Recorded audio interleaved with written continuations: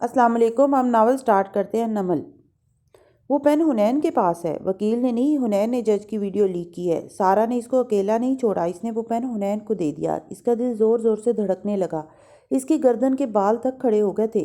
कोई नामुमकिन समझकर यूं दुआ मांगना छोड़ा करता है सादी?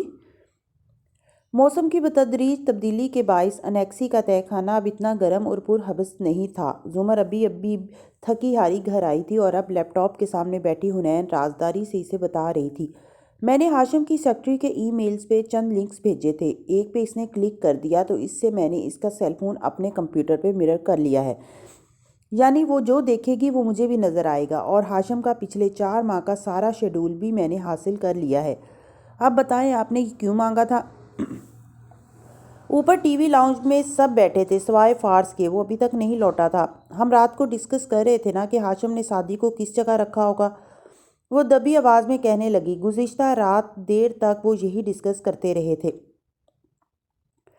और हमने हर वो शहर सोचा जिसमें वो इसे ले जा सकते हैं। लेकिन सोचो हुनैन, वो लोग कितने अमीर, कितने रिसोर्सेज के मालिक हैं। प्राइवेट जेट, सिक्योरिटी गार्ड्स की नफरी, क्या कुछ नहीं है इनके पास। वो वक्त के फ़रौन हैं। वो लोग सादी को इस मुल्क में क्यों रखेंगे?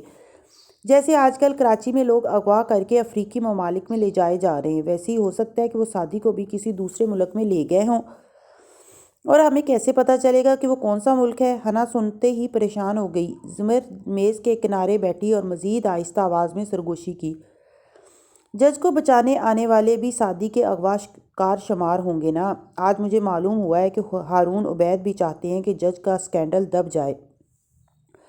और हारून उबैद कारदार्स के फैमिली फ्रेंड हैं। ना सिर्फ फैमिली फ्रेंड बल्कि वो इनके कार्टेल के रुकन भी हैं और एक आईपीपी खुद मुख्तार बिजली बनाने वाले इदारे के मालिक भी। हुनैन ने स्क्रीन दिखाई। इस पे वो तमाम मालूमात खुली तो जो इसने इंटरनेट से उठाई थी, इनकी वेबसाइट्स और सोशल मीडिया वगैरह से। बिल्कुल। और सादी ठहरा थरकोल का साइंसदान। आईपीपी और थरकोल वालों का पुराना क्लैश है। हुनैन उदासी से मुस्कुराई। इसे याद आया वो दिन जब जुमर सादी की सालगिरह पे सोनी की पार्टी का कार्ड लेकर इनके घर 4 साल के वक्फे बाद आई थी। मुझे इतना अरसा पता ही नहीं था कि कारदार का कारोबार क्या है। ये भी नहीं पता था कि कार्टेल क्या होता है। सब कुछ तब कितना मुख्तलिफ था।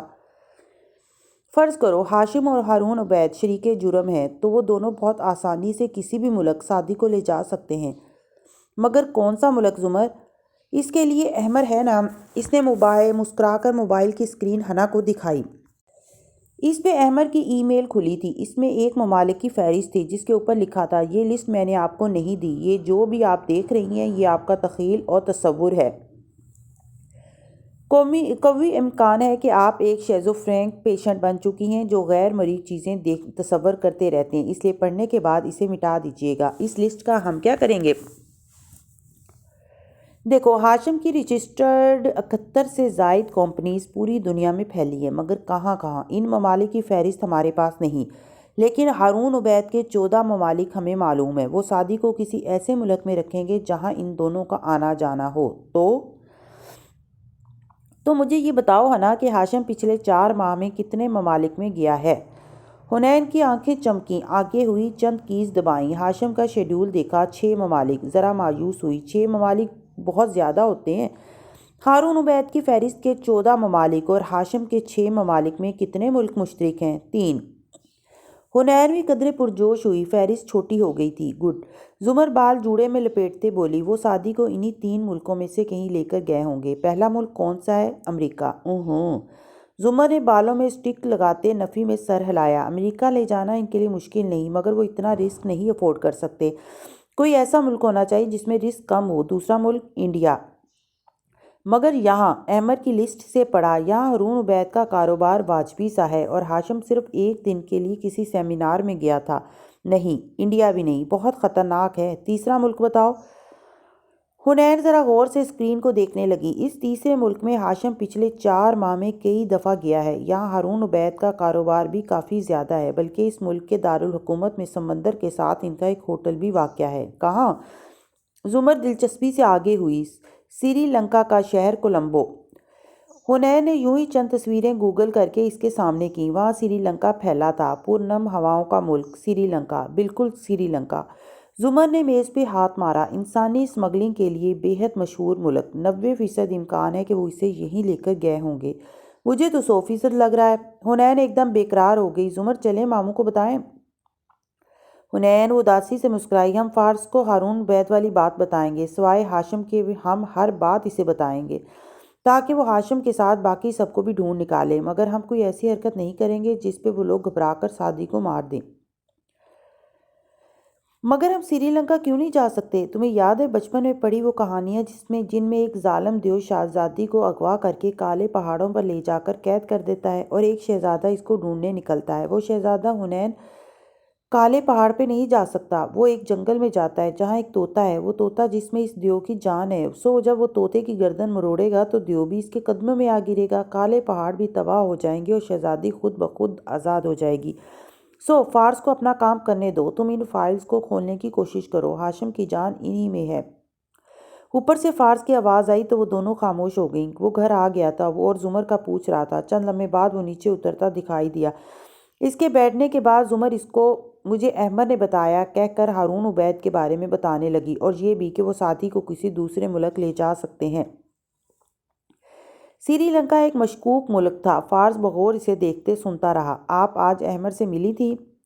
نارمل سے انداز میں سوال پوچھا۔ نہیں، فون پہ بات ہوئی تھی، اس نے جی کڑا کر کہا اور سلسلہ کلام وہیں سے جوڑا۔ وہ چپ رہا، مگر جب اٹھنے لگا تو صرف اتنا کہا، میں ہارون عبید کو چیک کر لوں گا، شاید اس کا کوئی تعلق ہو جج سے۔ شاید نہیں، یقیناً ہے، ٹرسٹ می، وہ زور دے کر بولی۔ فارس نے چند لمحے غور سے اسے دیکھا۔ ڈونٹ وری، میں آپ پہ ٹرسٹ کرتا ہوں، اس لیے زیادہ سوال جواب نہیں کر رہا۔ اور یہ کہہ کر وہ خود بھی ہلکا پھلکا ہو گیا تھا۔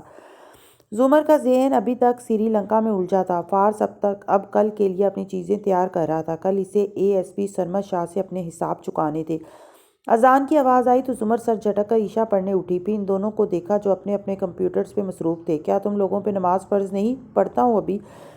وہ کچھ پیپرز پرنٹ کر رہا تھا، وہی کرتا رہا۔ ہنا انسنا کرتے ہوئے چہرہ مکمل جھکا لیا۔ زمر کو پتا تھا کہ ان دونوں نے نہیں پڑھنی نماز۔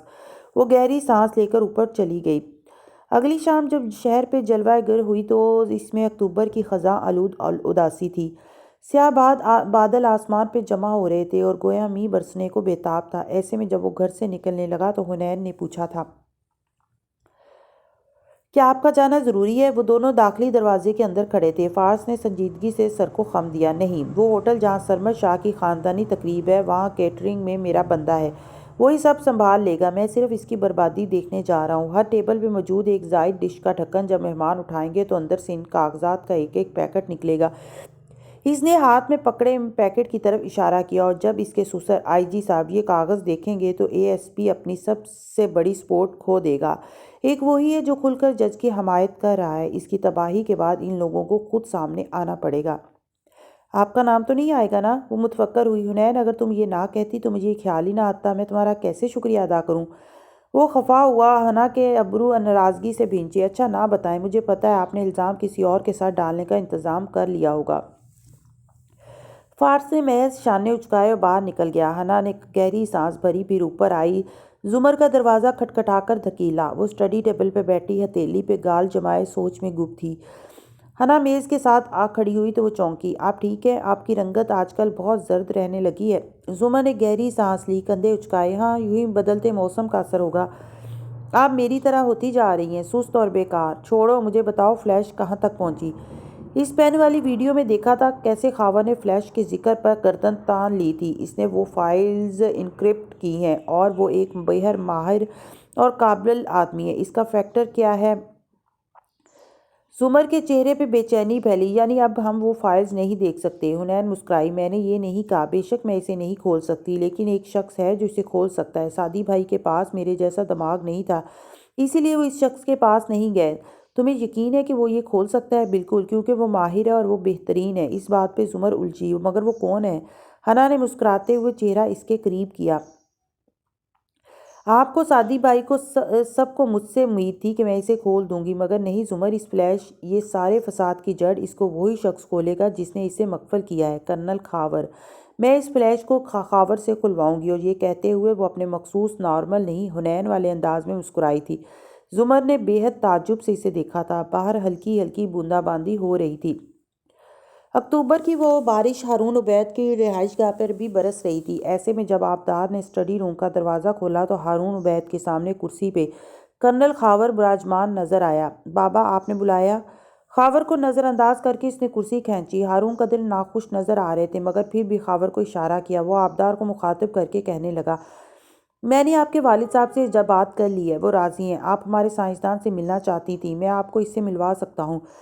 آبی نے باری باری دونوں کو دیکھا۔ اتنی مہربانی کی وجہ؟ جواب میں خاور سمجھانے لگا، ہمارے ایک دوست کے بارے میں اس لڑکے نے کچھ معلومات کسی وکیل کو دی ہیں۔ وہ شخص ان کا غلط استعمال کر رہا ہے۔ ہم اس لڑکے پہ ہاتھ نہیں اٹھا سکتے اور پیار سے وہ اس وکیل کا نام نہیں بتا رہا۔ میں نے کاردار صاحب سے بات کی تھی کہ کسی عامل تنویم ہپنوٹسٹ کے ذریعے نام اگلوا لوں۔ انہوں نے اجازت دے دی ہے۔ پھر مجھے آپ کا خیال ہے آپ نے کچھ عرصہ فرانزک کے طور پر بھی انگلینڈ میں کام کیا ہے۔ آپ سے زیادہ قابل اعتماد عامل تنویم میرے پاس کوئی نہیں۔ بدلے میں آپ کو اس کا تجربہ سننے کا موقع مل جائے گا اور ہمیں ہماری معلومات۔ کیا ہم یہ ڈیل کر سکتے ہیں؟ آبی نے ایک دفعہ پھر دونوں کو دیکھا۔ یہ پہلی دفعہ نہیں تھا کہ ہارون نے اسے اپنے کسی کاروباری کام کے لیے استعمال کرنا چاہا تھا۔ کیا ہاشم کو معلوم ہے کہ آپ مجھے وہاں لے جانا چاہتے ہیں؟ نہیں، لیکن آپ راضی ہو جائیں تو میں ان کو بتا دوں گا۔ میں راضی ہوں۔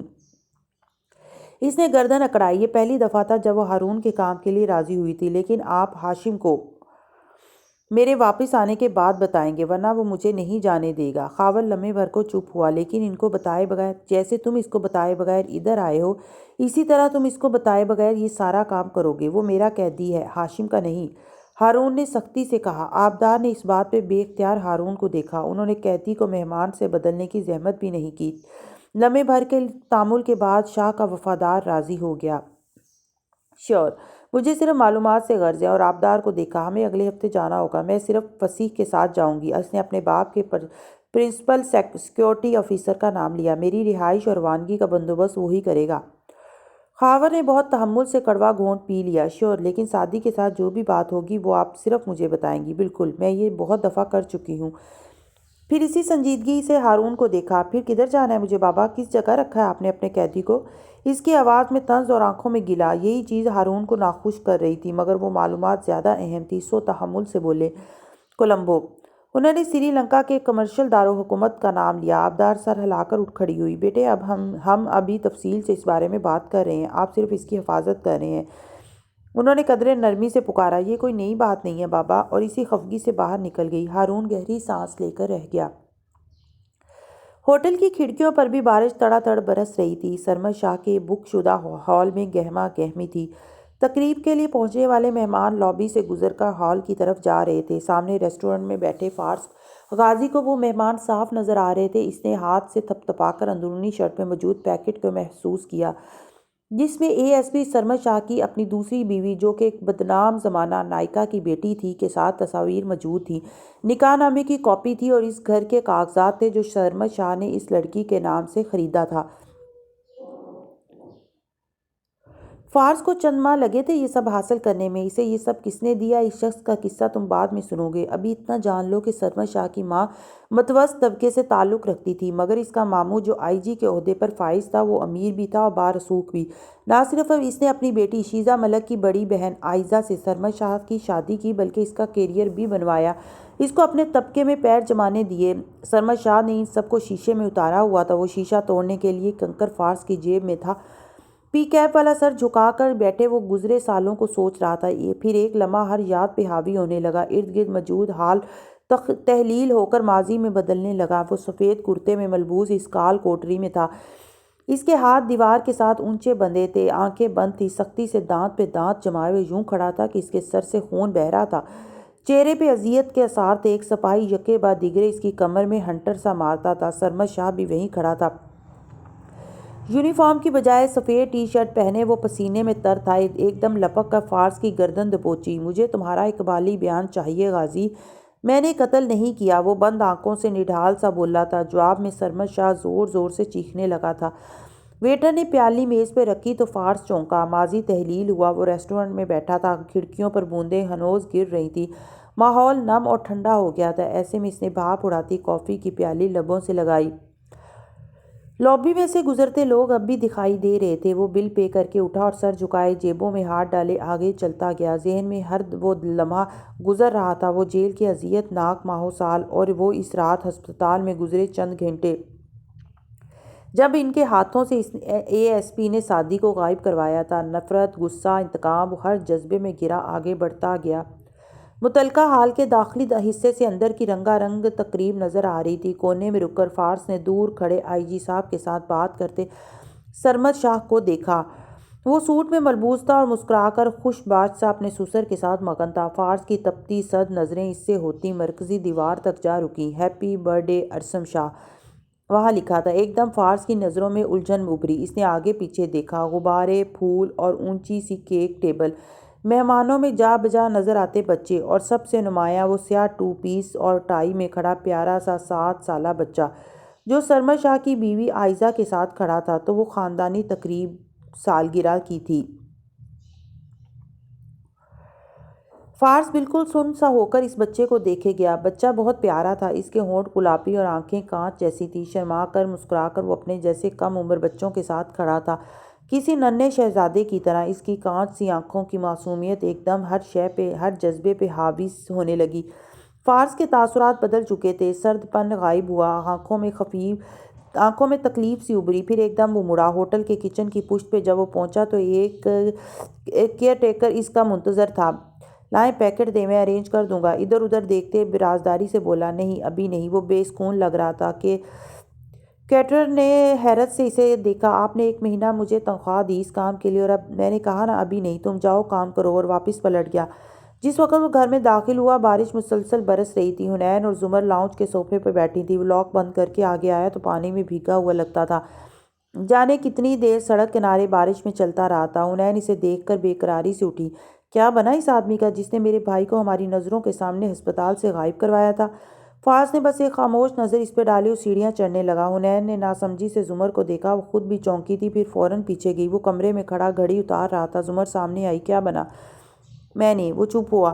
گھڑی اتار کر میز پر رکھی، پھر پیکٹ نکال کر ساتھ رکھا۔ میں نے نہیں کیا؟ کیا مطلب نہیں کیا؟ وہ حیران سی رہ گئی۔ وہ اس کے بچے کی سالگرہ تھی، اس کا بیٹا وہاں موجود تھا۔ وہ اب صوفے پر بیٹھا سر جھکائے جوگرز کے تسمے کھول رہا تھا۔ تو یہ کہ وہ ایک 7 سال کا بچہ تھا۔ اس نے جوگرز اتارے۔ تمہیں اس پہ رحم آ گیا؟ زمر کو آگ لگ گئی تھی۔ کیا تم وہ سب بھول گئے جو اس نے ہمارے خاندان کے ساتھ کیا تھا؟ کیا تم واقعی وہ سب بھول گئے؟ زمر بی بی، میرا دماغ اس وقت خراب مت کریں۔ میں اس بچے کے سامنے اس کے باپ کا کردار نہیں کھول سکتا تھا۔ وہ ایک دم غصے سے اس کے سامنے آیا۔ تقریب میں سارے لوگ اس کے باپ پہ پل پڑتے، وہاں ایسی ایسی باتیں کی جاتی جن کو وہ بچہ کبھی نہ بھولتا۔ اس کا باپ اس کی ماں سے بے وفائی کر رہا ہے، اس سے جھوٹ بولتا رہا ہے، وہ کبھی نہ بھولتا۔ وہ ساری زندگی کسی محبت، کسی رشتے کا اعتبار نہ کرتا۔ ہر انسان کا باپ اس کے لیے آئیڈیل ہوتا ہے، آئیڈیل توڑنے سے اس کی شخصیت بھی ٹوٹ جاتی ہے۔ کمرے میں سناٹا چھا گیا۔ کھڑکی پہ بارش تڑ تڑ برس رہی تھی۔ زمر نے افسوس سے اسے دیکھا۔ تمہاری سوتیلی ماں نے بھی ایسے ہی کیا تھا نا؟ کوئی برف کا اولا سا زور سے کھڑکی پہ گرا تھا۔ مجھے درمیان میں مت لائیں۔ اس نے ہاتھ اٹھا کر روکا۔ آنکھیں سرخ ہوئیں۔ تم خود اپنے آپ کو درمیان میں لائے ہو۔ جو سرمد شاہ نے کیا وہ اس کے ذمہ ہے۔ اس کے بچے کو کبھی نہ کبھی پتہ چل جائے گا۔ تم اسے معاف کر رہے ہو؟ میں کسی کو معاف نہیں کر رہا، میں صرف اتنا کہہ رہا ہوں کہ یہ چیز کسی اور طریقے سے کسی اور وقت کی جا سکتی ہے۔ بعد میں وہ اپنے بچے کو کیسے ڈیل کرے یہ میرا مسئلہ نہیں ہے، لیکن آج کی اہانت کی وجہ میں نہیں بننا چاہتا۔ میرا انتقام میری بیماری نہیں ہے، نہ اس نے مجھ سے میری انسانیت چھینی ہے۔ وہ مڑا اور خشک کپڑوں کے لیے الماری کھول لی۔ زمر گہری سانس بھر کر رہ گئی۔ تم غلطی کر رہے ہو اور تم اس کے لیے بہت پچھتاؤ گے۔ وہ نظر انداز کر کے کپڑے نکالنے لگا۔ بارش کی تڑتڑاہٹ مزید تیز ہو گئی تھی۔ موسم اگلے چند دن ویسا ہی ٹھنڈا رہا، مگر پھر آہستہ آہستہ بارش کا اثر ختم ہو گیا۔ ہبس اور گرمی واپس آ گئی۔ البتہ آزاد کشمیر کی طرف جاتی اس پہاڑی بل کھاتی سڑک پہ اب بھی ٹھنڈی چھایا سی تھی۔ ایک لش چمکتی کار وہاں دوڑ رہی تھی۔ نوشیروان کاردار سٹیئرنگ وہیل کے پیچھے موجود تھا۔ آنکھوں پہ برانڈڈ گلاسز لگے تھے، کلائی میں قیمتی گھڑی، منہ میں چیونگم چباتا وہ ڈرائیو کر رہا تھا۔ ڈیش بورڈ پہ ڈالے فون کی اسکرین دفتر چمکی۔ اس نے اسے اٹھایا۔ اسید کا پیغام تھا۔ سب دوست کشمیر پہنچ چکے تھے، اسی کا انتظار ہو رہا تھا۔ میں دوپہر تک پہنچ جاؤں گا، لکھ کر پیغام بھیجا اور پھر سے ڈرائیو کرنے لگا۔ یکدم اس نے کار کو بریک لگائے، ٹائر چرچرائے، خون کی بوندیں ونڈ اسکرین تک اڑ کر آئیں۔ لمحے بھر کو وہ دم بخود رہ گیا تھا۔ لیکن پھر تیزی سے باہر نکلا۔ وہ دیکھ چکا تھا کہ مرنے والا کوئی کتا تھا اور اس نے اسے بچانے کی کوشش بھی کی تھی، مگر باہر آ کر رکا۔ اگلے ٹائروں تلے آیا۔ وہ کتا نہیں تھا، وہ کتے کا بچہ تھا، ایک معصوم سنہری لیبراڈور۔ وہ کچلا گیا تھا، خون جا بجا بکھرا تھا۔ نوشیروان پنجوں کے بل اس کے قریب بیٹھا پریشانی سے اس کو دیکھا۔ پلے کی گردن میں کالر تھا اور مالک کا نام اینڈرس۔ دوسرا لفظ خون میں ڈوبنے کی وجہ سے نظر نہیں آ رہا تھا۔ وہ کسی فارنر سیاح کا کتا تھا، شاید ہسپانوی۔ نوشیروان کو سمجھ نہیں آیا کہ وہ کیا کرے۔ پھر اس نے آواز سنی، اوپر پہاڑ پہ درختوں سے کوئی عورت پکار رہی تھی، آریو۔ نوشیروان نے بجلی کی تیزی سے اپنی ڈیزائنر جیکٹ اتاری، کتے کو اس میں لپیٹا اور بھاگتا ہوا کار کے اندر بیٹھا۔ جیکٹ کی گٹھری فرنٹ سیٹ پر ڈالی اور تیزی سے کار آگے بھگا لی۔ چند کوس آگے جا کر رفتار آہستہ کی۔ اپنے ہاتھوں کو دیکھا، خون سے بھرے تھے۔ شیرو کو ایک دم ٹھنڈے پسینے آنے لگے۔ اس نے کار روکی اور جیکٹ کی گٹھری لیے باہر نکلا۔ سڑک کے دہانے پہ کھڑے اس نے سوچا کہ کتے کی لاش نیچے کھائی میں پھینک دے، مگر وہ اسے نہیں پھینک سکا۔ ٹھنڈی ہوا کے باوجود اس کا جسم پسینے سے تر تھا۔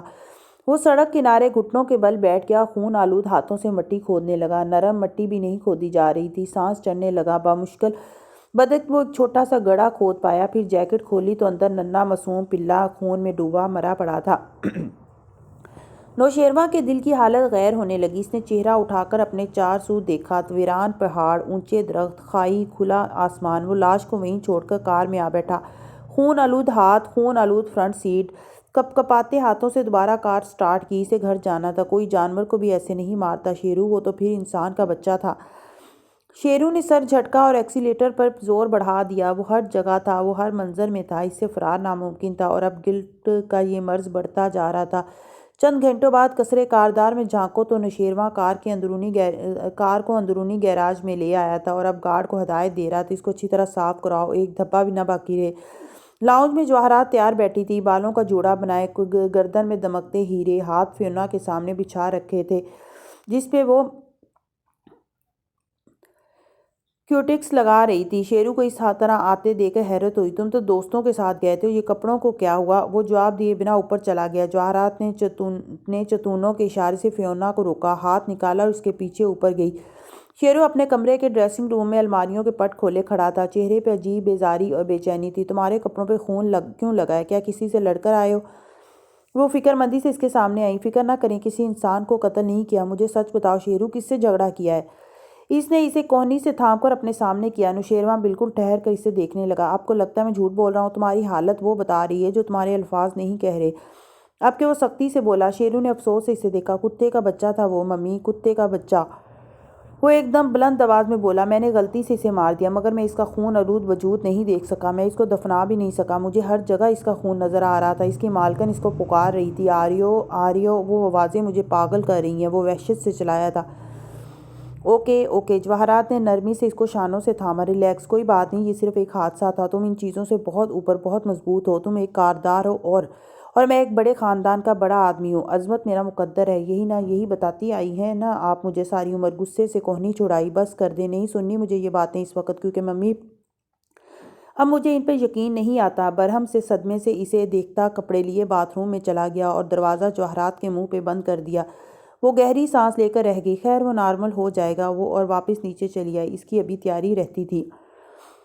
ان سے دور چلے آؤ تو شام کے اس پہر ایک اعلیٰ درجے کے ہوٹل کے بینکویٹ ہال میں ولیمے کا فنکشن منعقد تھا۔ روشنیاں جگمگا رہی تھیں، دولہا دلہن پھولوں سے سجے اسٹیج پر بیٹھے مسکرا کر تصویریں بنوا رہے تھے۔ نیچے ایک میز کے گرد زمر بیٹھی غیر دلچسپی سے اسٹیج کو دیکھ رہی تھی۔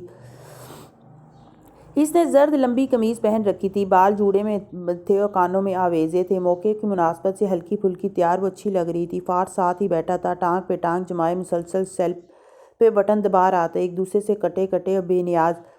تبھی سارا ادھر آتی دکھائی دی۔ وہ سادگی سے تیار ہوئی تھی۔ ایک بیٹی عمل ساتھ تھی، دوسری کو نہ جانے کس وجہ سے ساتھ نہیں لائی تھی۔ ان کو دیکھ کر پھیکا سا مسکرائی۔ زمر بھی مسکرا کر اٹھ کھڑی ہوئی۔ فارس نے نہیں دیکھا تھا، سر جھکائے سیل پہ لگا تھا، مگر عمل نے جیسے ہی اسے دیکھا ایک دم ماں کی انگلی چھڑا کے آگے لپکی اور اس کے گلے سے لگی۔ وہ چونکا، مگر پھر نگاہ بچی پہ پڑی تو نرمی سے اس کے گرد بازو حمائل کیے، اسے خود سے لگائے رکھا۔ سارا جو زمر سے رسمی کلمات کہہ رہی تھی ایک دم رک کر دیکھنے لگی، آنکھیں گلابی ہوئی۔ وہ تو بس ایک دفعہ ملنے آیا تھا رہائی کے بعد، اور سارا نے اسے رخائی سے خود سے دور رہنے کا کہا تھا۔ پھر وہ صرف 2 دفعہ آئی ان کے گھر انیکسی میں، مگر صرف تب جب وہ گھر پر نہیں تھا کہ فارس غازی کا مطلب تھا مصیبت، اور عمل تو اس سے پتہ نہیں کتنے عرصے بعد مل رہی تھی، پھر بھی اسے وہ یاد تھا۔ عمل اب فارس سے الگ ہوئی تو وہ اسے دونوں کوہنیوں سے تھامے مسکرا کر اپنے سامنے کھڑے کیے پوچھ رہا تھا، تم کیسی ہو عمل؟ میں ٹھیک ہوں، آپ کیسے ہیں؟ میں آپ کو بہت مس کرتی ہوں۔ اس نے اپنے ننھے ہاتھ کو فارس کے گال اور ٹھوری پہ پھیرا، جسے فارس نے دونوں ہاتھوں میں تھام کر چوما۔ لمحے بھر کے لیے ان کے ارد گرد شادی کا فنکشن غائب ہو گیا۔ وہ 4 ساڑھے 4 سال قبل چلے گئے، جہاں قبرستان سے لوگ لوٹ رہے تھے، اور ایک تازہ کچی قبر پہ وہ کھڑا ہنوز مٹی ڈال رہا تھا۔ اس کا چہرہ ویران تھا اور آنکھوں میں گلابی سا پانی تھا۔ قبر مکمل طور پر ڈھک چکی تھی۔ ساتھ 5 سالہ عمل خاموش اور اداس بیٹھی تھی۔ لوگ دور جا رہے تھے، نور گھر تھی اور وہ الگ مزاج کی تھی۔ اس کو سارا نے نہیں آنے دیا، مگر عمل کو وہ زبردستی اس کے باپ کے جنازے پہ لے آیا تھا۔ قبرستان تقریباً سنسان ہو چلا تھا، سورج اوپر تپ رہا تھا۔ وہ بھی تکان زدہ سا مٹی پہ آ بیٹھا، پھر دونوں ہاتھوں سے آنکھیں مسلیں۔ آپ رو رہے ہیں چاچو؟ عمل نے اس کے چہرے پہ ہاتھ پھیرا۔ فارس نے نفی میں چہرہ ہلایا، زکام زدہ سی سانس اندر کو کھینچی۔ آنکھوں میں گلابی پانی تھا، مگر اس نے ان کو رگڑ لیا، پھر عمل کو دیکھا۔ اپنے باپ کی قبر مت بھولنا کبھی عمل۔ اس کو اس لیے مارا گیا کیونکہ وہ ایک سچا آدمی تھا، ایک ایسا آدمی جو ظلم کے خلاف اٹھ سکتا ہو۔ وہ بہادر تھا۔ میں بھی اسی کا بھائی ہوں، اللہ کی قسم میں ان کو نہیں چھوڑوں گا۔ وہ سمجھتے ہیں ہم غریب ہیں، کمزور ہیں، تو ان کا ہاتھ نہیں روک سکتے۔ تم مجھ سے وعدہ کرو کہ کبھی یہ نہیں سمجھو گی کہ تمہارے باپ نے خودکشی کی تھی، اور میرا وعدہ ہے میں اس کے ایک ایک قاتل کو سزا دوں گا۔ اسے پتا تھا عمل کو اس کی باتیں سمجھ نہیں آ رہی، مگر وہ جواب میں کچھ کہہ رہی تھی۔ قبرستان تحلیل ہو گیا اور وہ روشنیوں سے مزین اس حال میں موجود تھے۔ فارس بیٹھا ہوا تھا اور اس نے عمل کے ہاتھ تھام رکھے تھے۔ آپ اتنے بیزی کیوں ہوتے ہیں؟ جب بھی ماما سے کہوں آپ سے ملنا ہے، وہ کہتی ہیں چاچو بیزی ہیں۔ وہ اس کے کان کے قریب شکوہ کر رہی تھی۔ فارس نے زخمی نظر اٹھا کر سارا کو دیکھا، جیسے کہہ رہا ہو یہ میرا خون ہے، تم خون میں لکیر نہیں کھینچ سکتی۔ سارا کا گلا رندا، تم چاچو کو اتنا مس کر رہی تھی تو مجھے کہتی، میں تمہیں ملوا لاتی۔ بیٹی کو مخاطب کیا شرمندگی اور خفت کے ساتھ۔ وہ اتنے سال انگلینڈ رہے، فارس کے ساتھ ایک شہر میں تو صرف چند ماہ رہے، پھر وہ جیل چلا گیا، لیکن ایسے وہ دوڑ کر اس کے پاس آئی تھی جیسے برسوں کا ساتھ ہو۔ یہ خون کیا چیز تھی؟ اس کا رگوں میں بہنا کیسے سب کو جوڑ کر رکھتا تھا، اس کا ناحق بہائے جانا کیسے سب کو توڑ دیتا تھا۔ زمر بس خاموشی سے ان کو دیکھ رہی تھی۔ شادی کا کچھ پتہ چلا فارس؟ اس نے پوچھا تو آواز میں آس بھی تھی، خفت بھی۔ وہ انہی کے ساتھ بیٹھ گئی۔ عمل کو کسی نے بلا لیا تھا سو وہ بھاگ گئی، میں اسے ڈھونڈ لوں گا، خشک سا کہہ کر دوسری طرف دیکھنے لگا۔ میز پہ عجیب سا تناؤ در آیا۔ اسے سارا کا اپنے ساتھ رویہ یاد تھا۔ تمہیں آئل کمپنیز یعنی IPPs کو چیک کرنا چاہیے، ہو سکتا ہے ان کا اس میں کوئی ہاتھ ہو، سارا نے خود کو کہتے سنا۔ فارس نے چونک کر اسے دیکھا، پھر سر ہلایا، کر رہا ہوں۔ سارا اٹھ گئی، اس سے زیادہ کچھ نہیں کر سکتی تھی۔ اس کے پاس پرائیویٹ نمبر تھا، چاہتی تو خفیہ SMS بھی بھیج دیتی، لیکن وہ جانتی تھی وہ اس کو ڈھونڈ لے گا اور زمر اسے کورٹ میں دھکیل دے گی۔ ہارون عبید والا معاملہ کہاں تک پہنچا؟ وہ تنہا رہ گئے تو زمر نے ہلکے سے سرگوشی کی۔ ASP کو وہ اب ڈسکس نہیں کرتے تھے، وہ مانتا نہیں تھا، لیکن وہ اس کو معاف کر چکا تھا۔ میں ہارون عبید کے پیچھے ہی لگا ہوا ہوں، مگر اتنے دن سے اس کی ایک قابل گرفت چیز بھی نہیں مل سکی۔ وہ کچھ الجھا ہوا تھا۔ میں جج ہارون عبید اور ASP کا لنک جوڑنا چاہتا ہوں الیاس فاطمی کے ساتھ، مگر ان تینوں کا اس سے کوئی تعلق نہیں بن رہا، یعنی درمیان میں کچھ مسنگ ہے۔ درمیان میں کوئی مسنگ ہے، کوئی ایک شخص ہے ان سب کے درمیان۔ نفی میں سر ہلاتے وہ سوچ رہا تھا۔ زمر نے تھوک نگلتے پھر کہا، پھر ادھر ادھر دیکھا، کھانا لگ رہا ہے۔ وہ اٹھنے لگی تو ایک دم اسے چکر سا آیا، میز کا سہارا لے کر بیٹھی۔ فارس اپنے فون پہ بٹن دبا رہا تھا، اسے نہیں دیکھا۔ چند گہرے سانس لے کر اس نے خود پہ قابو پایا۔ ہم باہر کہیں اور ڈنر کر سکتے ہیں فارس؟ اسے اتنے لوگوں میں ایک دم گھٹن ہونے لگی تھی۔ اتنی دور ٹیبل تک جائے گی، کھانا ڈالنے تو کہیں گر جائے گی۔ فارس نے اس بات پہ بے اختیار اسے دیکھا اور پھر ہمیشہ کی طرح اس کی بات مان لی۔ ایک دم سے زمر کو احساس ہوا کہ اسے فارس کو بتا دینا چاہیے، اپنی خراب طبیعت، کڈنی، وہ سب۔ پرس میں ایک رپورٹ بھی تھی، اسے وہ فارس کو دکھا دینی چاہیے۔ کچھ دیر بعد وہ اسی ہوٹل کے ریسٹورنٹ میں ایک میز کے گرد بیٹھے تھے۔ وہاں مدھم زرد بتیاں تھیں، میز پر تازہ پھول رکھے تھے، موم بتی جل رہی تھی۔ وہ ٹیک لگائے مسلسل کان کی لو مسلتا ویٹر کو آرڈر دے رہا تھا اور زمر کے ہاتھ گود میں رکھے پرس پہ تھے۔ فارس کے ساتھ پہلی دفعہ ایسی جگہ پہ ڈنر کرنا بہت آکورڈ تھا۔ تبھی زمر کا فون بجا، اس نے فوراً اٹھا لیا۔ جی صداقت، جی ظاہر ہے وہ کپڑے استری کرنے تھے، میں نے نہیں بتایا تو آپ کو خود سمجھنا چاہیے تھا۔ رک کر خفگی سے سنا، میں نے وہاں کپڑے نہیں رکھے تھے تو کیا کسی چڑیل نے آ کر رکھے تھے؟ روز اسٹینڈ پہ کپڑے کون رکھتا ہے؟ حد کرتے ہو آپ بھی۔ بڑبڑا کر فون رکھا تو دیکھا فارس ذرا چونک کر اسے دیکھ رہا تھا۔ آپ نے خود کو چڑیل کیوں کہا؟ مثال دی تھی۔ کیوں؟ کیا ہوا؟ اس نے ناسمجھی سے اسے دیکھا۔ تم کیوں مسکرا رہے ہو؟ فارس نے مسکراہٹ دبائے چہرہ جھکا کر نفی میں سر ہلایا۔ میں بالکل بھی نہیں مسکرا رہا۔ وہ فوراً آگے ہوئی۔ نہیں، سچ سچ بتاؤ۔ فارس نے مسکراہٹ دبائے چہرہ جھکا کر نفی میں سر ہلایا۔ میں بالکل بھی نہیں مسکرا رہا۔ وہ فوراً آگے ہوئی۔ نہیں نہیں، سچ سچ بتاؤ۔ تم ایسے صرف تب مسکراتے ہو جب تمہیں کوئی بات معلوم ہوتی ہے اور مجھے نہیں۔ پھر رک کر اپنی بات پہ غور کیا۔ کیا کسی نے تمہارے سامنے مجھے چڑیل کہا ہے؟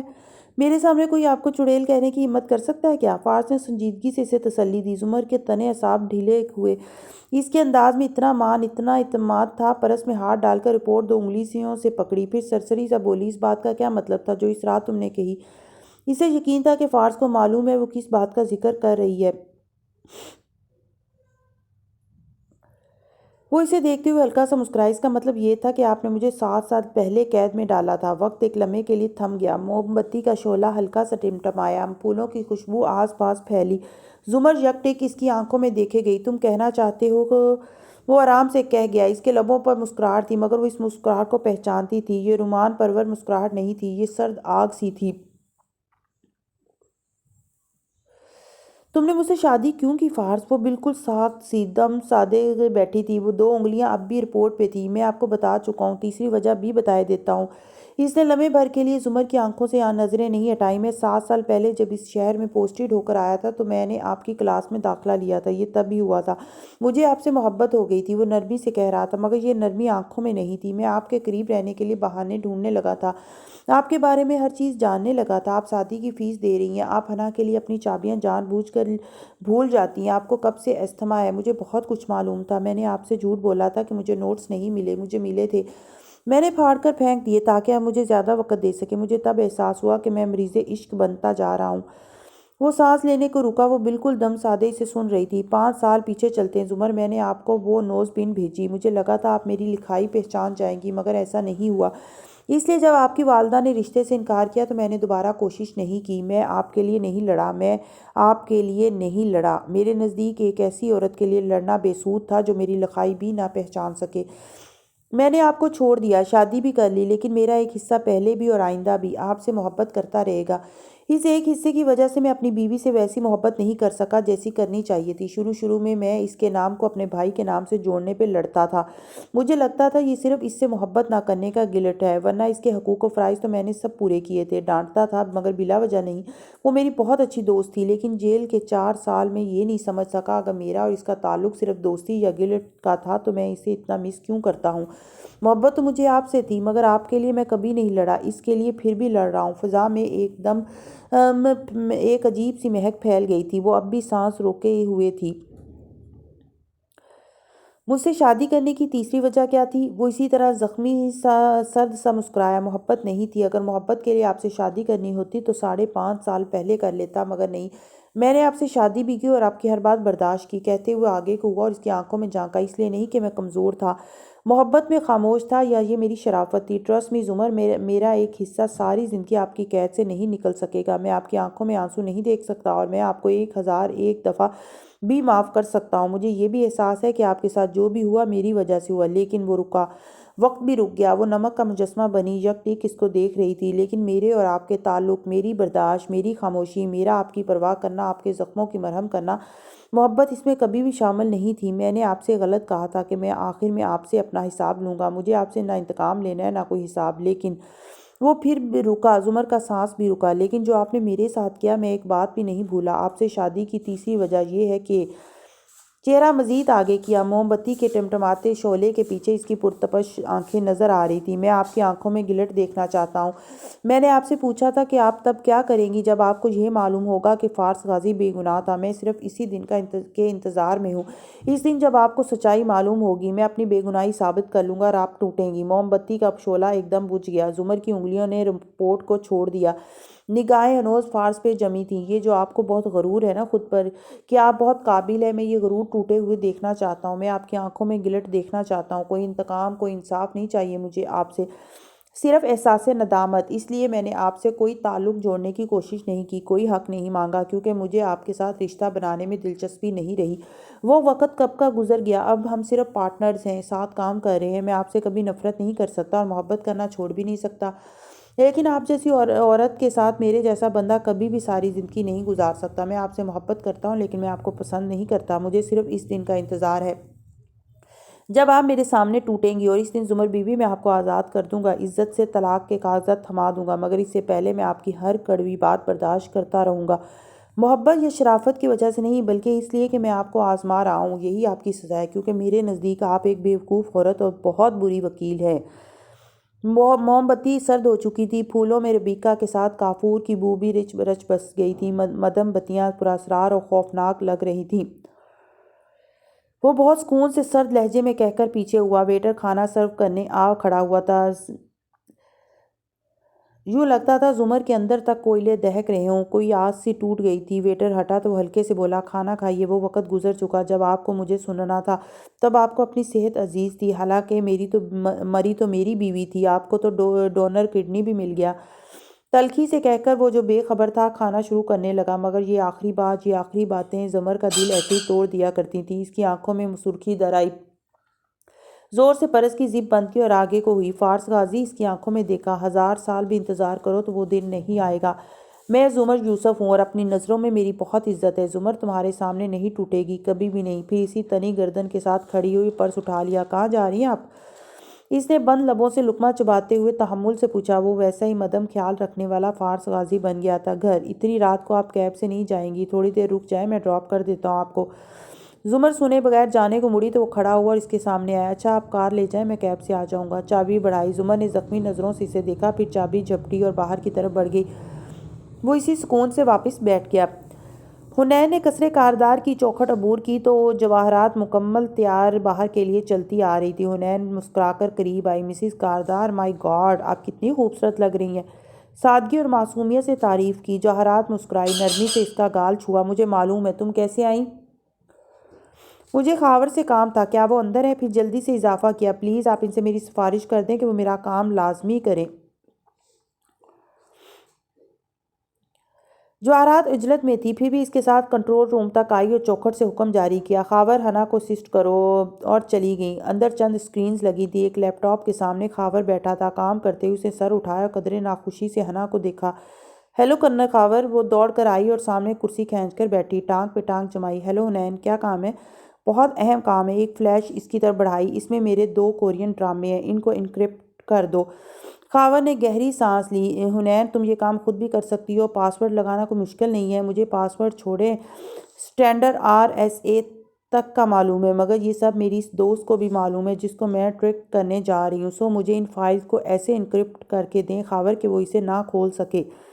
میرے پاس اس وقت بہت کام ہے حنین، کسی اور وقت آنا، اکتا کر کہتا وہ واپس ٹائپ کرنے لگا۔ پلیز کرنل خاور، منت کرتے ہوئے پلکیں چپکائیں۔ خاور جواب دیے بنا کام کرتا رہا۔ ہنا نے ادھر ادھر دیکھا، ارے یہ ڈیجیٹل فریم ہے نا؟ اچک کر ایک فوٹو فریم اٹھائی، ان میں ہیری پوٹر کی طرح تصاویر چلتی پھرتی ہیں۔ یہ آپ کے بیٹے کی تصویر ہے؟ ہاں، اسے واپس رکھ دو۔ اس نے فریم ہنا کے ہاتھ سے لے کر واپس رکھا تو اس نے اچک کر لیپ ٹاپ کے ساتھ رکھی گلاسز اٹھائیں۔ ان میں کیمرہ لگا ہے نا؟ واؤ، یہ میں ایک دن کے لیے اپنی کزنز کو دکھا سکتی ہوں؟ خاور نے جلدی سے وہ اس سے واپس لی۔ پلیز حنین، کسی چیز کو ہاتھ مت لگاؤ۔ پھر بامشکل ضبط کرتے ہوئے ایک نظر اپنے سامنے پھیلے کام کو دیکھا، دوسری اس پہ ڈالی جو معصومیت سے آنکھیں چپکاتے اسے دیکھ رہی تھی، پھر قدرے خفگی سے فلیش اس سے لی اور ایک دوسرے کمپیوٹر کی طرف آیا۔ ہنا بھی جلدی سے اس کے ساتھ آ کھڑی ہوئی۔ اب وہ خاموشی سے اس کا کام کر کے دے رہا تھا۔ پاسورڈ ٹائپ کرو۔ تھوڑی دیر بعد اس نے کی بورڈ اس کے سامنے کیا اور کسی مہذب انسان کی طرح دوسری طرف دیکھنے لگا۔ ہنا نے ٹائپ کیا اور سیدھی ہوئی۔ چند منٹ مزید ضائع کی۔ خاور نے پھر اس کی طرف گھوما۔ ہو گیا تمہارا کام، اب جاؤ۔ مگر میں اسے کھولوں گی کیسے؟ اف، اس نے اکتا کر چند بٹن دبائے اور کی بورڈ اس کے سامنے کیا۔ پاسورڈ ٹائپ کرو، کھل جائے گا۔ Thank you so much colonel Khawar, خوشی سے کہتے ہوئے اس نے ٹائپ کیا، پھر مسکراہٹ الجھن میں بدلی۔ یہ کیوں نہیں کھل رہا؟ کیونکہ تم غلط پاسورڈ لکھ رہی ہو۔ تمہیں یقین ہے کہ یہی پاسورڈ تھا؟ تحمل سے بولا۔ کیا مطلب یقین ہے؟ میں پاگل تو نہیں ہوں نا؟ اتنا سادہ پاسورڈ تھا میرا۔ اف، یہ کیوں نہیں کھل رہا؟ وہ پریشانی سے بار بار پاسورڈ ٹائپ کرنے لگی۔ خاور نے قدرے غصے سے ٹوکا، مت کرو، تم فائل سکرپٹ کر دو گی۔ مگر تیسری دفعہ جب پاسورڈ نہ لگا تو فائل سکرپٹڈ لکھا آنے لگا۔ اف حنین! خاور نے بیزاری سے فلیش کھینچی اور اسے تھمائی۔ اب اسے جا کر آگ میں جھونکو اور مجھے کام کرنے دو۔ کیا مطلب؟ میں نے 1 ہفتہ لگا کر ان کو ڈاؤن لوڈ کیا ہے۔ میری فرینڈ سے شرط لگی ہے۔ پلیز کرنل خاور مجھے یہ کھول کر دیں۔ وہ بدحواس ہو گئی تھی۔ حنین، مجھے ایک سیمینار کے لیے سیکیورٹی پلان تیار کرنا ہے۔ میرے پاس بہت کام ہے۔ تمہاری ٹین ایج حرکتوں کے لیے وقت نہیں ہے میرے پاس۔ جاؤ، رکھائی سے کہہ کر وہ واپس اپنی کرسی پہ آیا۔ پلیز کرنل خاور جاؤ حنین، وہ سنجیدگی سے ٹائپ کر رہا تھا۔ چند لمحے وہ خاموش رہی تو خاور نے نگاہ اٹھائی۔ سامنے کھڑی حنین چہرہ جھکائے رو رہی تھی۔ موٹے موٹے آنسو گالوں پہ لڑک رہے تھے۔